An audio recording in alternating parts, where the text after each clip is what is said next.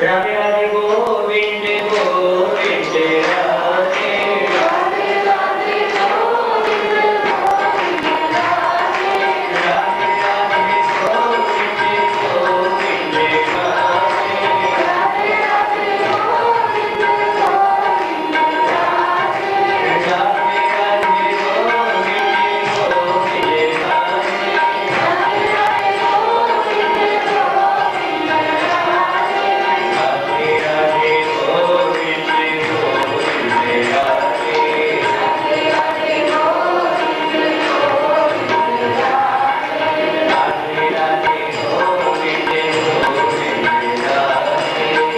राधे गोविंद गोविंद राधे राधे राधे गोविंद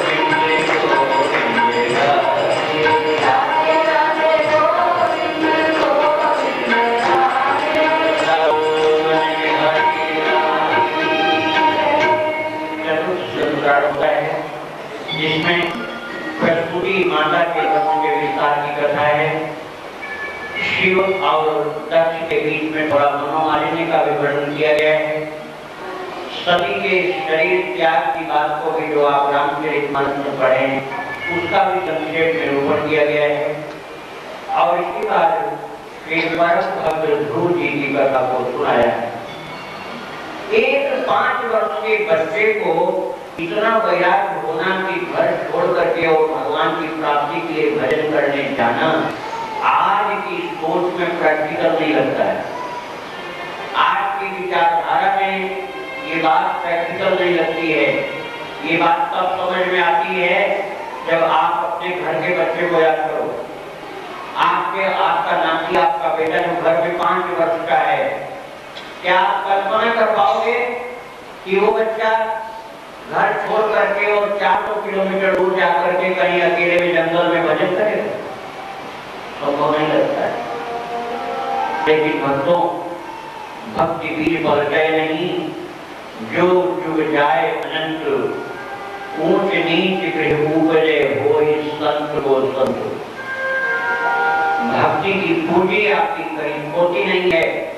पिछले जन्म का आज प्राप्त होता है और आज जो कर रहे हो यही आपको आगे प्राप्त होगा। ये निश्चित है, कर्म का सिद्धांत, इसमें कोई संशय है ही नहीं। आज आप कितने सुखी हो, कितना धन संपन्न हो, भगवान का दिया हुआ सब कुछ आपके घर में भरा हुआ है, और कितने आनंद में आप वृंदावन धाम में आकर के भागवत सुन रहे हो। प्रभु ने आपके ऊपर कृपा करके शरीर में बहुत कुछ निरोग दिया। कई लोग बोलेंगे हमारा शरीर निरोग नहीं, लेकिन आप एक तुलना करोगे तो आपका शरीर बहुत निरोग है।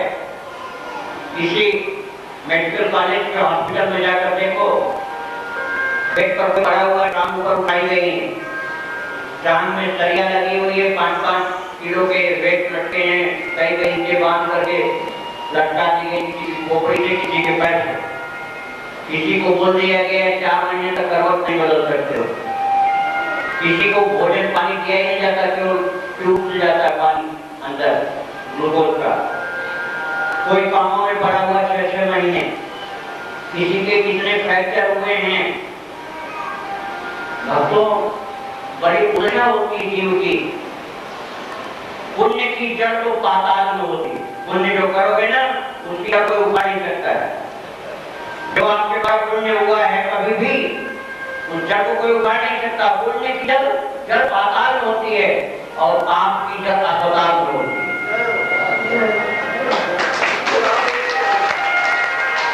ऐसा जो खर्च होता है ना अस्पताल में, ये सब समझ लो पाप हो रहे हैं। धर्म नहीं करोगे ना, धर्म में जो पैसा खर्च करना चाहिए वो नहीं करोगे तो अस्पताल में खर्च करोगे। सारे जीवन दवाई में पैसा बर्बाद होता है।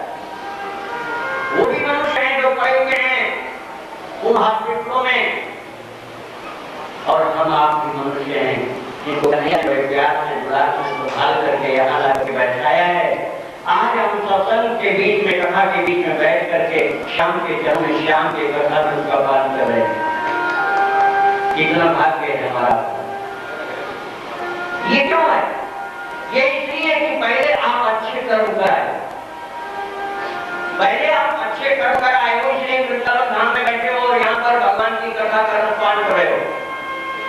आपका ही अच्छा किया हुआ कर्म था जिसका फल आज आपको मिल रहा है। तो जब पहले आपने अच्छे कर्म किए और आज उसका आनंद प्राप्त कर रहे हो, तो फिर आगे भी आनंद मिलता है, ऐसा मन में निश्चय रखो। आगे भी आपको आनंद मिलता है, इसलिए आज भी अच्छे कर्म करते हो। एक निश्चय रखो कि हमें ठाकुर जी की भक्ति में, धर्म के कार्य में अपना इतना पैसा खर्च करना है। विचार पूर्वक, लापरवाही से नहीं, विचार पूर्वक, ज्ञान पूर्वक, भक्ति पूर्वक, सेवा पूर्वक का उपयोग करो। और उसमें भी ये बात हमेशा सोचते रहो कि ये लक्ष्मी तो ठाकुर जी की नहीं है, ईमानदारी का तो है, लक्ष्मी आपको है, लक्ष्मी तो है। लेकिन हम इतने बेईमान हो जाते हैं कि लक्ष्मी तो नारायण की और हम उस लक्ष्मी के मालिक बन गए है प्रभु की और अपनी मान से। संतों ने तो बड़ी उदारता से कहा कि भैया पूरा नहीं खर्च कर सकता, 10% खर्च कर। महाराज कौन खर्च करता है 10%? 1% भी अपनी आमदनी का भगवान की सेवा में लगाना बड़ा कठिन लगता है। एक बड़े उदाहरण ने एक भक्त ने निश्चय कर लिया 10% अपनी इनकम का मैं ठाकुर जी की सेवा में लगाऊंगा। लगा दे, बहुत ही रेट लगा। कहीं भक्तों के बीच में बातचीत में लोगों ने उनका आदर करने के लिए बुलाया और कहा कि कृपा करके आप अपना कुछ अनुभव बताइए। उनका परिचय दिया गया कि अपनी इनकम का 10% प्रति महीने ठाकुर जी की सेवा में लगाते हैं। तो जब वो खड़े हुए तो उनके नैन सजल हो गए। उन्होंने कहा मेरा जो परिचय दिया गया वो गलत है, मुझे केवल इतनी बात करनी और मुझे कुछ नहीं करना कि मेरा जो परिचय दिया गया वो गलत है। और लोगों ने कहा हमने गलत परिचय तो नहीं दिया आपका, आप ऐसा क्यों करते हो? बोले नहीं, हमारा गलत परिचय दिया गया, मैं 10% सेवा में नहीं लगाता हूँ। तो हमने तो ये सुना था। बोले नहीं, मैं 10% सेवा में नहीं लगाता हूँ। मेरे ठाकुर मेरी इनकम के 100% में से केवल 10% लेते हैं और 90% मुझको वापस कर देते हैं।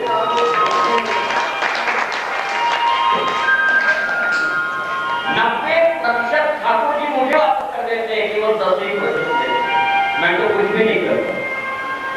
सोचने का तरीका कितना बढ़िया। आप यदि भक्ति के भाव से सेवा करोगे तो महाराज इसका फल आपका इतना ज्यादा बढ़ता जाएगा कि उसकी जड़ को बात आ गई है। समझिए पुण्य कभी समाप्त नहीं होने वाला। फिर ठाकुर की सेवा के भाव से दिया गया। तो एक संत तपस्या कर रहे हैं, लेकिन मन से भी सावधान रहना पड़ेगा। ये मन भटकाता हो। बहुत बुजुर्ग हो गए थे, जीवन भर कड़वे कसायले फल जंगल में खाया। अत्यधिक वृद्धावस्था महाराज जी की आ गई थी। शरीर छोड़ने के कुछ दिन पहले एक राजकुमार उनका दर्शन करने आया। राजकुमार दर्शन करने आया था, उसका ठाट बाट भी साथ में आया। उसके नौकर क्या थे, उसका बैठो हो परिवार पत्नी सब साथ में बच्चे, उसका ठाट बाट भोग और ऐश्वर्य सब देखा महाराज जी। वो तो सेवा करके चला गया राजकुमार। लेकिन जब राजकुमार चला गया तो महाराज जी के मन में वो बात बोलने लगे। जीवन भर कड़वे कसाले फल खाए, जमीन पर सोए और कलकल पहने, टूटी फूटी कुटिया में रहे। ये राजाओं का कुछ कैसा होता है तो मैं देखा समझा ही नहीं था। तो ऐसे ही रहते हैं। ये बात आ गई और इतनी तपस्या करने के बाद शरीर त्याग के समय उसी राजकुमार की बात याद हुई। भजन बेकार नहीं गया, लेकिन एक जन्म की यात्रा बढ़ गई। सावधानी से बात सुन लो, भजन नहीं बेकार गया, यात्रा एक जन्म की बढ़ गई। क्या हुआ? वही तपस्वी, वही साधु महाराज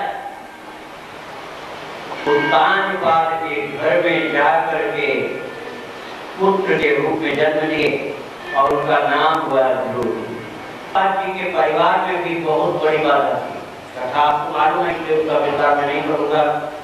दोनों पत्नियां सुनीति और सुरुचि दोनों के बीच में झगड़ा था, मनमुटाव था।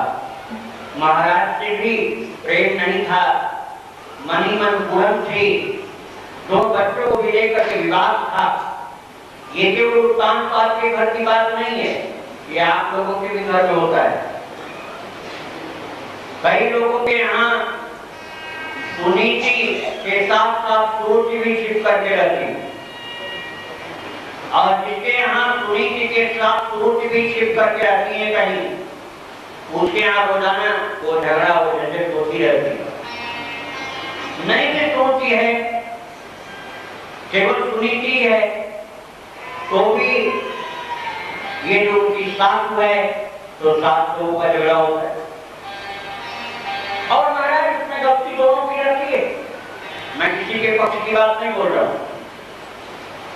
ये जो दोनों का अपने अपनी ओर से ये भाव आ जाए कि मुझे सेवा करनी है, सेवा लेनी नहीं, बस एक बात, मुझे सेवा करनी है, सेवा लेनी नहीं, सारा जगत में। लेकिन झगड़े तो इस बात पे रहते हैं कि मुझे इसको बस में करना है, सास कहती बेटे को बस में करना है, अब बहू कहती कि मुझे पति को बस में रखना है, मेरी बात माने, माँ की बात में सुने। माँ कहती है कि तू बहू की बात सुनता है, मेरी नहीं सुनता है।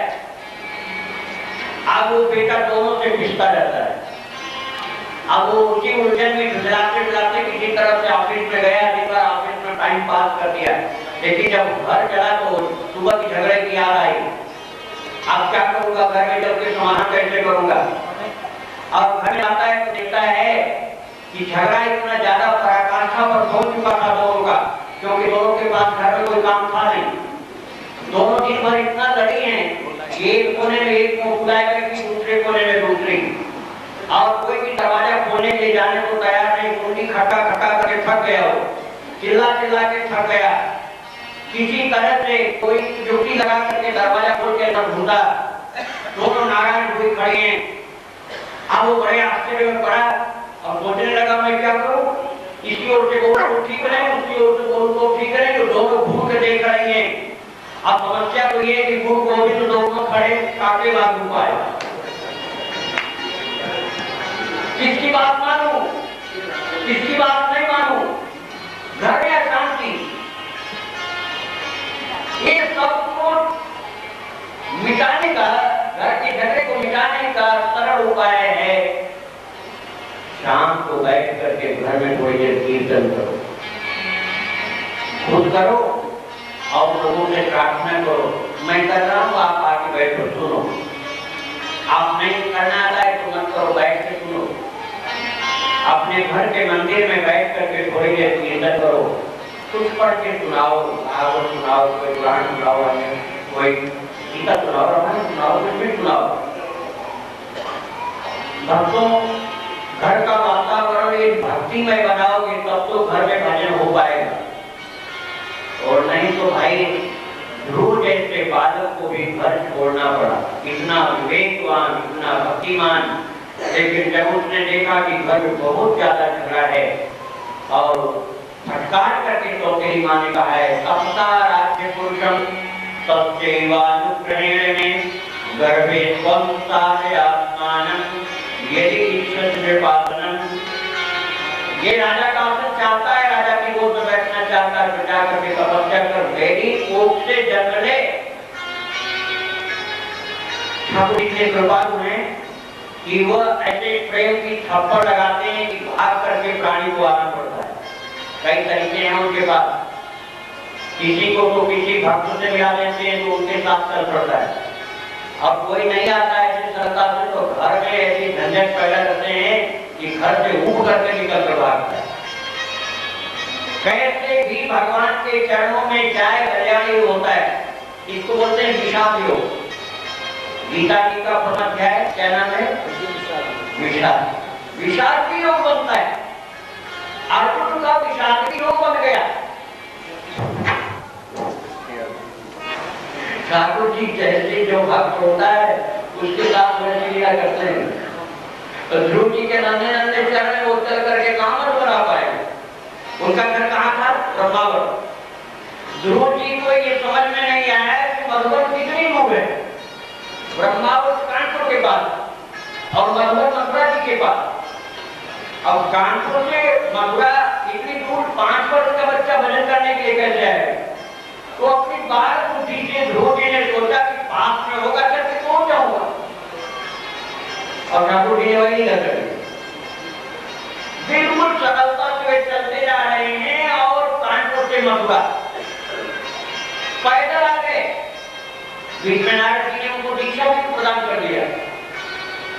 वास्तव में जब ठाकुर से मिलने की लगन होती है तब भगवान एक इस तरह लीलाएं साथ में कर करके सहारा देते हैं, साथ में चलते जाते हैं कि जीव थकता नहीं।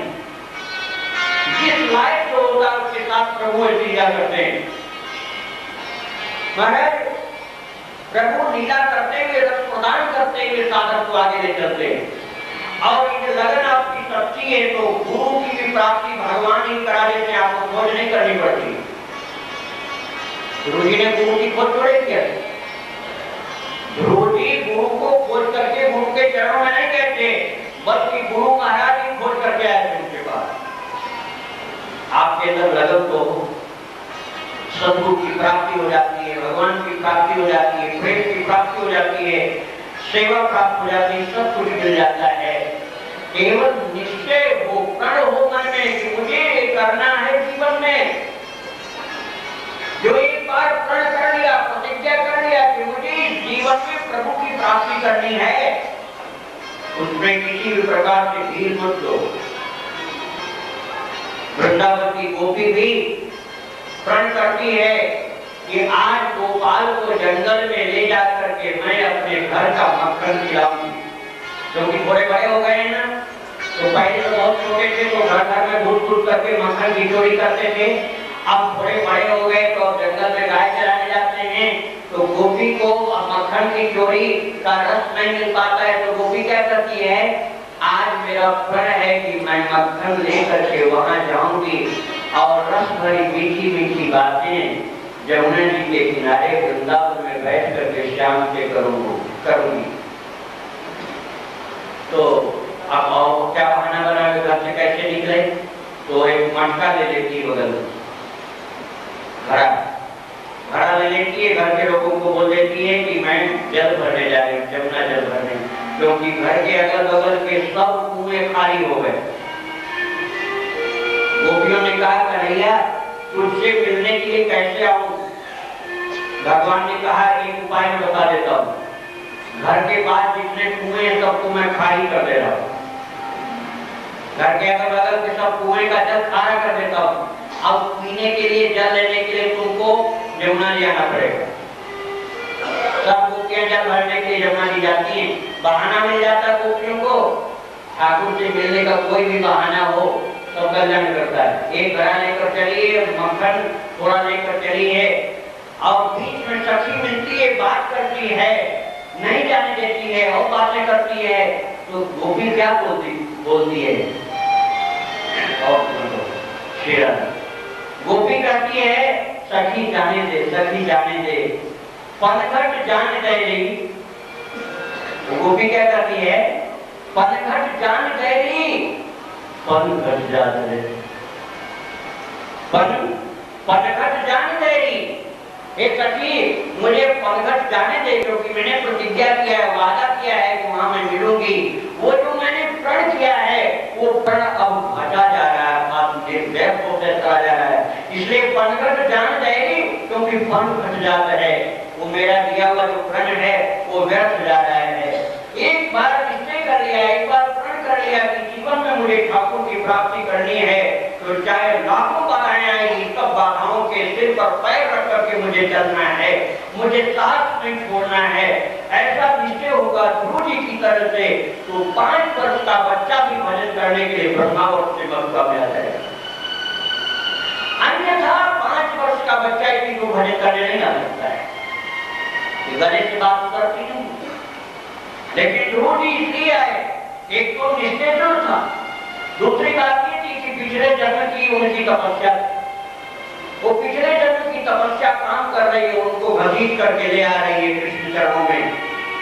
निश्चय था, प्रतिज्ञा करती है, पूर्व जन्म का तप था, इसलिए गुरु जी मधुबन में आकर के तपस्या करते हैं गुरुदेव के बताए गए के अनुसार, और प्रतिज्ञा करके उनको भगवत दर्शन प्राप्त होता है। देवताओं ने प्रार्थना किया भगवान से, प्रभु गुरु जी ने ऐसा प्राणायाम किया है, इस प्रकार से अपने श्वासों को रोका है कि महाराज हम सबका दम घुट रहा है, कृपा करके जाइए और गुरु जी को दर्शन दीजिए। देवताओं की प्रार्थना सुन करके भगवान विष्णु प्रसन्न होकर मुस्कुराते हुए बोले, देवताओं तुम मुझसे कह रहे हो कि मैं गुरु जी को दर्शन देने के लिए जाऊं, लेकिन मुझे ये बात कम अच्छी लगी। मुझे बात तो ये अच्छी लग रही है कि मैं इतने अपने प्यारे भोले भक्त को दर्शन देने नहीं जा रहा हूँ, मैं तो अपने प्यारे भोले भक्त ध्रुव जी का दर्शन करने जा रहा हूँ। क्योंकि 5.5 वर्ष का नन्हा सा बच्चा, 5.5 वर्ष का नन्हा सा बच्चा कितना श्रेष्ठ भक्ति को प्राप्त किया है कि आज सभी देवता भी प्रार्थना कर रहे हैं कि आप प्रभु के पास जाइए, गुरु जी के ऊपर कृपा करिए। महाराज जब ठाकुर जी ध्रुव के पास आए हैं तो ध्रुव को अंदर दर्शन हो रहा, नेत्र बंद, एक चरण के अंगूठे से खड़े, एक चरण से खड़े होने में लड़खड़ा जाओगे, थोड़ी देर तक नहीं खड़े हो पाओगे, करके देखो तो पता चलेगा। एक चरण से खड़े होने में भी थोड़ी देर में इधर पे डगमगाओगे। और भागवत जी में वर्णन है कि एक चरण के अंगूठे पर, एक चरण के अंगूठे पर खड़े ध्रुव जी, और कितना उनके शरीर में आत्मबल जागृत हुआ है कि अब वो शरीर उनका बिल्कुल स्थूल शांत हो गया है, टूट की तरफ से खड़ा है, इससे टूटे नहीं, नेत्र बंद है, अंदर भगवान का दर्शन कर रहे हैं। ठाकुर जी सामने खड़े, ठाकुर जी ने सोचा मैं सामने खड़ा हूँ और मुझको देखता ही नहीं, तो भगवान ने क्या किया, जो अंदर छवि थी अपनी उसको अचानक अदृश्य कर दिया। भक्तों, जो साधक होता है, जो भक्त होता है, उसका तो यही धन है कि ठाकुर जी झांकी मिले, सबसे कीमती धन तो यही। और जब ध्रुव जी के अंदर की झांकी अदृश्य हो गई, ध्रुव जी घबरा गए, ये क्या हो गया, मेरे प्रभु कहाँ चले गए। ध्रुव जी ने अपने बंद नेत्रों को खोल दिया और तब देखकर चकित हो गए कि जो ठाकुर जी अंदर थे वो सामने खड़े हुए दिख रहे। ध्रुव जी हाथ जोड़े, मन ही मन कह रहे, प्रभु आपका गुणगान, आपकी स्तुति को ब्रह्मा भी नहीं कर पाते, मैं कैसे स्तुति करूं, मेरे अंदर कहाँ ज्ञान है कि मैं आपकी स्तुति कर पाऊं। हे गोविंद, हे नारायण, मेरे अंदर कोई भी ज्ञान नहीं, इसलिए मैं स्तुति नहीं कर पा रहा। ध्रुव की व्यवस्था ठाकुर जी ने समझा, अपने दक्षिणावर्ती शंख को ला करके भगवान ने ध्रुव के कपोल में स्पर्श किया, और जो ही स्पर्श किया, एक क्षणार्ध में ध्रुव जी के हृदय में अनंत शास्त्रों का ज्ञान एक साथ प्रकट हो गया, और बड़े प्रेम के भाव में स्तुति ध्रुव जी भगवान की कर रहे हैं। जो तब प्रवेश्य मगवादिमां प्रसुप्तां संजीवयत्य फिरशम्मिधरस्वरां अन्यस्तदश्च चरणश्रवणत्वगादि प्राणान्नमो भगवते पुरुषाय तुभ्यम्। बड़ी भाव से स्तुति किया है, भगवान के गुण का गान किया है, स्तुति किया है, भगवान प्रसन्न हुए। भगवान ने कहा, ध्रुव मांगो, क्या चाहते हो। बोले, प्रभु कुछ नहीं चाहिए, आपका दर्शन मिला, इससे बढ़कर क्या हो सकता है। भगवान मुस्कुराए, भगवान ने कहा, ध्रुव बात बदल रहे हो, तुम घर से क्या करके चले थे, घर से तुम बोल करके चले थे कि अब मैं जा रहा हूँ, ये सिंहासन मैं प्राप्त करके रहूंगा, और इसके लिए मुझे भगवान को प्राप्त करना होगा, तो पहले भगवान को प्राप्त करूंगा। तो सिंहासन की प्राप्ति के लिए वचन किए थे ना। ध्रुव जी बड़े शर्मिंदा हुए, बड़े लजाए, बोले, प्रभु क्षमा करिए, वो वासना पहले थी, अब नहीं। भगवान ने कहा ठीक करते हो, वासना पहले थी अब नहीं है, लेकिन मेरा स्वभाव है कि मेरा भक्त मेरे भजन के लिए जब चलता है तो मन में कोई वासना लेकर चलता है तो मैं उसकी वासना को भी पूर्ण करता हूं। इसलिए ध्रुव तुम जाओ 36,000 वर्ष तक भूतल पर राज्य का सुख प्राप्त करो, इसके बाद तुम मेरे धाम में बैकुंठ में आओ। भगवान ध्रुव जी से कहने लगे हो कुछ मन में हो तो बोलो। ध्रुव जी ने कहा प्रभु मैं घर जाऊंगा तो वहां ही मैं आपको बुलाऊंगा तो आप दर्शन देंगे। बोले हाँ तुम जहां बुलाओगे मैं वहीं प्रकट हो जाऊंगा।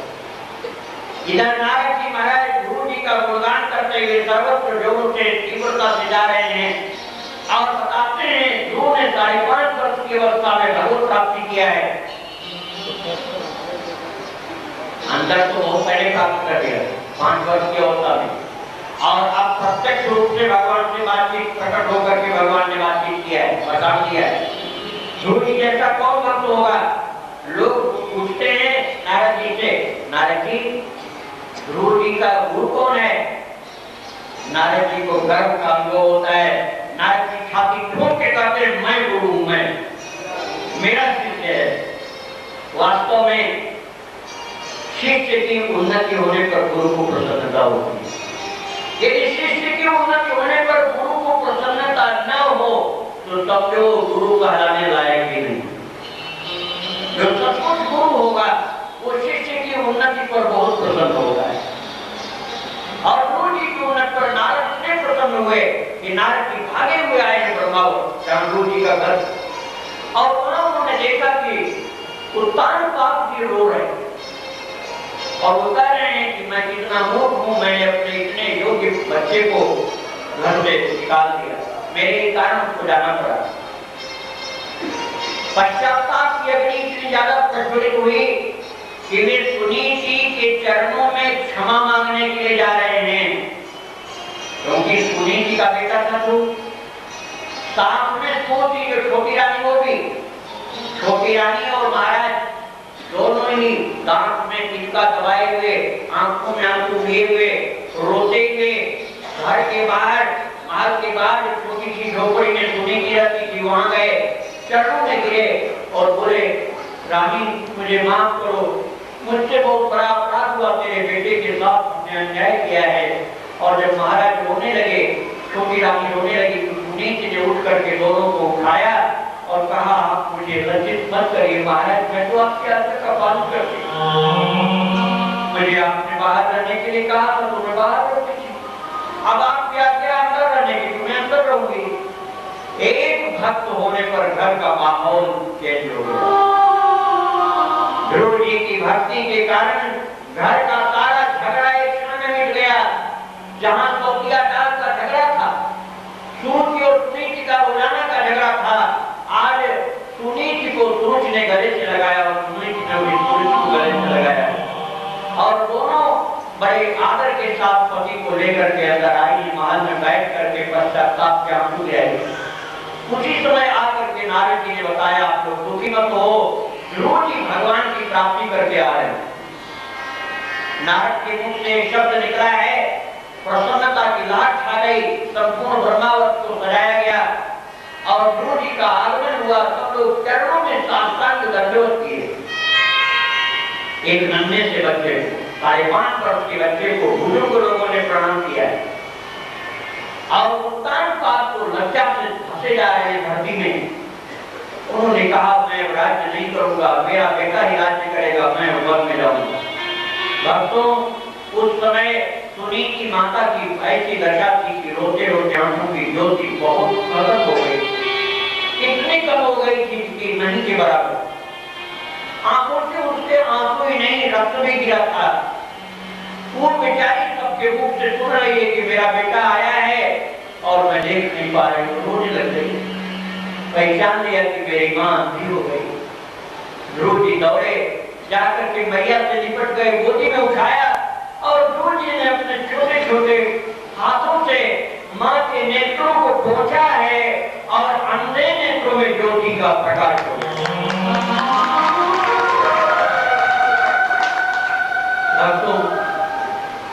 यही शरीर हमारा आपका पंचभौतिक शरीर भगवान के भजन से दिव्य हो जाता है। इसी शरीर में जो हमारा आपका शरीर है, भक्ति के प्रताप से शक्ति आ जाती है। आप सब लोगों ने सुना होगा मीरा जी का चरित्र। मीरा का भी जन्म तो मेड़ता में हुआ था, राजस्थान के लोग जानते हैं। पुष्कर के पास मेड़ता नाम की एक जगह। मैं मीरा जी का जन्म का घर देखने गया था। अजमेर में भागवत कथा हुई थी तो वापस में मैं वहां गया। मैंने देखा वो महल गिर करके खंडार हो गया है, लेकिन वहां के लोगों ने बताया मीरा जी के पिताजी का यही घर है जो गिरा पड़ा, पत्थर का है लेकिन अब ध्वस्त हो गया, केवल उसका कुछ अवशेष मात्र। और ससुराल की चित्तौड़ में थी, आपको मालूम है। एक राजा की पुत्री थी, एक राजा के बेटे के साथ ब्याह हुआ। एक मनुष्य का शरीर मीरा का भी था, लेकिन भक्ति करते करते मीरा ने अपने जीवन को कितना पवित्र किया। वृंदावन में रही। यहाँ कुछ मूर्ख लोगों ने उनकी निंदा की, लेकिन उनके अंदर भाव जगा कि मेरा कन्हैया तो द्वारका चला गया। ऐसे वृंदावन में ठाकुर जी हमेशा रहते। वृंदावन परित्यज्य पारमेकम न गच्छति। एक भी चरण वृंदावन से बाहर प्रभु नहीं रखते। लेकिन उस दिन पता नहीं क्यों मीरा जी के अंदर ये भाव आया कि मेरे गोपाल तो वृंदावन बिहारी द्वारकापुरी चले गए, चलो मैं भी वहीं मिलने के लिए और वे चले गई द्वारका। महाराज जब से राणा ने निकाला था चित्तौड़ से उसको, तब से चित्तौड़ में लगातार अकाल पड़ता था, महामारी फैलती थी, अनेक प्रकार के विप्लव और संकट आते थे। जब ज्योतिषियों ने बताया, विद्वानों ने बताया कि मीरा जी का तिरस्कार होने से राणा तेरे राज्य का नाश हो रहा है, उनको बुला कभी तेरे राज्य की संभाल हो पाएगी। राणा की हिम्मत नहीं थी जाकर बोलने की। राणा ने मंत्रियों को भेजा। मंत्री लोग गए द्वारकापुरी में, प्रार्थना किया। मीरा ने मना कर दिया, मैं वापस नहीं जाऊंगी। मंत्रियों ने आकर अपनी व्यवस्था सुना दी। राणा ने ब्राह्मणों को भेजा। ब्राह्मणों को कहा आप लोग जाकर के मीरा जी को ले आइए, नहीं तो सारे राज्य का विनाश हो जाएगा। और जब ब्राह्मण लोग गए हैं, समुद्र के किनारे द्वारकापुरी में बैठ करके ब्राह्मणों ने कहा मीरा जी यदि आप नहीं चलेंगी तो हम लोग अनशन करके यही शरीर त्याग देंगे, और इतने ब्राह्मणों के मरने का पाप आपको लगेगा। मीरा जी बड़ी दुखी हुई। गोविंद के चरणों से जाने का मन तो बिल्कुल नहीं, और ये ब्राह्मण अनशन करके प्राण त्यागने वाले हैं, ये पाप मेरे मन से लगेगा, क्या करो? हे विप्रो, आप तो प्राण मत त्यागो, मैं जा रही हूँ, जा करके अपने कन्हैया से प्रार्थना करूंगी, ये जो बोलेंगे तुम्हें करेंगे। तो मैं आपको ये बता रहा हूँ कि यही शरीर दिव्य किस प्रकार से हो जाता है। जैसे ध्रुव महाराज ने अपने हाथ से मैया के नेत्रों को छुआ तो अपने नेत्रों में ज्योति आ गई। शरीर यही था जो हमारा। तो मीरा जी के शरीर में कितनी दिव्यता आई थी आप सुन करके समझिए। मीरा जी गई है द्वारकापुरी के उस मंदिर में, जिस मंदिर में हम आप भी जाते हैं। वहां कोई बार कथा भी हुई कि आप लोग गए होंगे और बहुत से भक्त गए होंगे, दर्शन हम आप भी करते हैं। लेकिन मीरा जी जब सम्मुख खड़े हुए ठाकुर जी के, तो उनको जो दर्शन मिला वो तो वही जाने, तो हम आप जान नहीं सकते हैं कि क्या दर्शन मिला, क्या बात हुई, मीरा जी ने क्या कहा, ठाकुर ने क्या कहा, ये तो मीरा जी जाने। लेकिन जो देखा गया वो बात मैं सुना रहा हूँ कि मीरा जी भगवान के सम्मुख खड़ी हुई और रोने लगी, और फिर दोनों हाथ उठा करके दौड़ी। महाराज अद्भुत घटना घटी है द्वारका के मंदिर में। मीरा जी उस समय जब दौड़ करके मंदिर में प्रवेश की हैं, पता नहीं पुजारी को कैसा भय सा लगा कि पुजारी निकल के बाहर हो गया। पुजारी भयभीत होकर मंदिर के दरवाजे से बाहर हो गया। मीरा जी अंदर प्रवेश की और तुरंत ही दरवाजे मंदिर के अपने आप फटाफट बंद हो गए। और जब मंदिर का दरवाजा खोला गया तो देखा गया कि अंदर मीरा जी नहीं। अंदर केवल ठाकुर जी के मुंह में मीरा जी की साड़ी का एक टुकड़ा। ये बिल्कुल घटी हुई सच्ची घटना है। द्वारकाधीश के श्री विग्रह के मुंह में मीरा जी की साड़ी का एक छोटा सा टुकड़ा था और पूरे मंदिर में मीरा जी। आश्चर्य होता है कि हमारे शरीर में इतनी हड्डियां होती, इतना रक्त होता है, इतना मांस होता है, इतनी चमड़ी होती है। ये भौतिक दृष्टि से देखो तो ये शरीर कहां चला जाएगा। लेकिन भजन करते करते, भक्ति करते करते इसकी सारी भौतिकता समाप्त हो गई थी। इसमें इतना दिव्यता का प्रवेश हुआ था कि इसी शरीर से मीरा ठाकुर के शरीर में विलीन हो गई।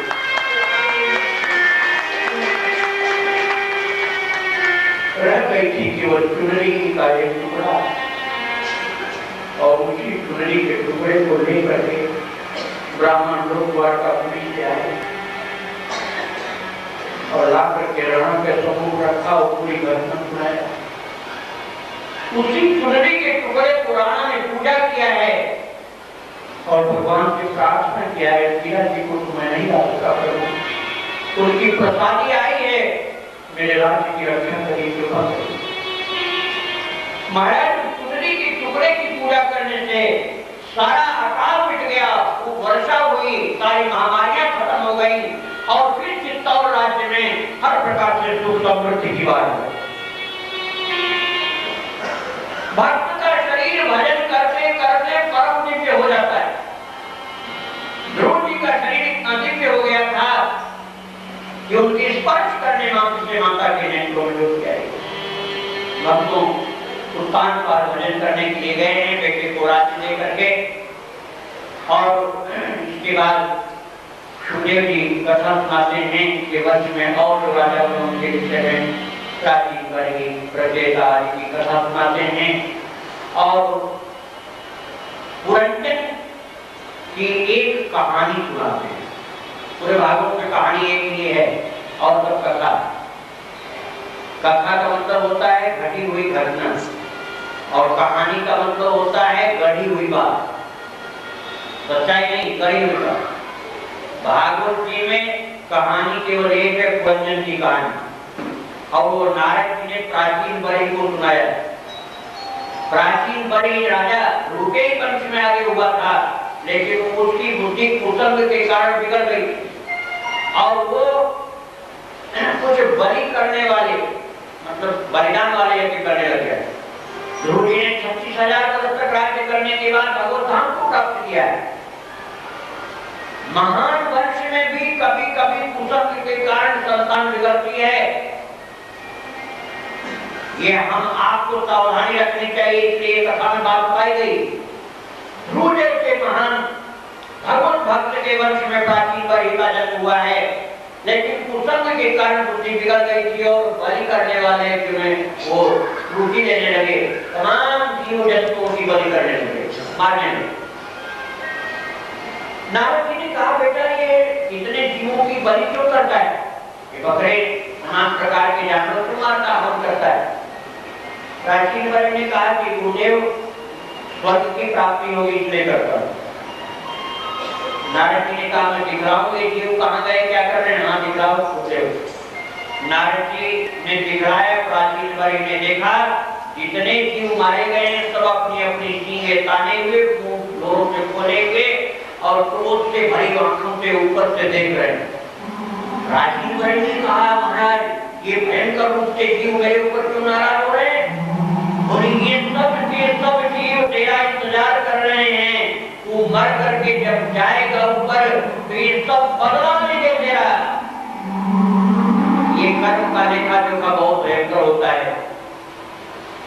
भगवान बुद्ध ने एक जगह देखा था एक मरे हुए सांप को लाखों चींटी खा रही थी। मरे हुए सांप को लाखों चींटियां खा रही थी। तो भगवान बुद्ध के शिष्य ने पूछा गुरुदेव ये इतनी सारी चींटी सांप को क्यों खा रहे? भगवान बुद्ध हंसे उन्होंने कहा बेटा उसका कारण ये है कि ये सांप जो मरा है ये पिछले जन्म में मछुआ था। कौन था? मछुआ, मछली मार के खाने वाला। और ये जो चींटी इसको खा रही हैं ये सब मछली थी, ये सब की सब मछली थी। इतनी मछलियों को मार मार कर इस मछुए ने खाया था। अब आज वे सब मछलियां चींटी बंद करके इस मछुए के शरीर को खा रहे। कर्म का लेखा जो खाकर छोड़ जाएगा, तो जो किया वो भरना पड़ता है। भक्तों, प्राचीन वरी ने जब देखा कि ये सब जीव जंतु मुझे खाने के लिए तैयार हैं, इंतजार कर रहे हैं, तो घबरा कर नारद जी के चरणों में क्या बोला, अब मैं क्या करूं? नारद जी ने कहा बेटा ये तो बंद कर दे। ये कौन से जिसमें जीवों की बलि करता है? फिर क्या करना है? उन्होंने पुरंजय उपाख्यान सुनाया है जिसमें बताया है, पूरी कहानी में नहीं सुनाऊंगा पुरंजय क्योंकि अपने पास मोबाइल पड़ा। उन्होंने इस कहानी को सुना करके उसका सार ये बताया है कि ये समय सभी को समेटे जा रहा है, खाया जा रहा है। धीरे धीरे वृद्धावस्था आ जाती है और व्यक्ति अज्ञान में पड़ा रहता है और अपने को बालक नहीं समझता है। बूढ़ा हो जाता है तब बुद्धि वही बचपन की याद उसको रहती है। एक दिन काल के काल में चला जाता है, समय से उसके हाथ से निकल जाता है और मृत्यु के समय में जो जैसा चिंतन करता वैसा उसको प्राप्त हो जाता है, दुर्गति होती है। इसलिए प्राचीन वरी को अपने को संभाले। जैसे किसी पेड़ की जड़ में पानी डाला जाए तो हर शाखा प्रशाखा फूल पत्ती फल सबको पानी मिलता है। यथा करो मूल निषेचनेन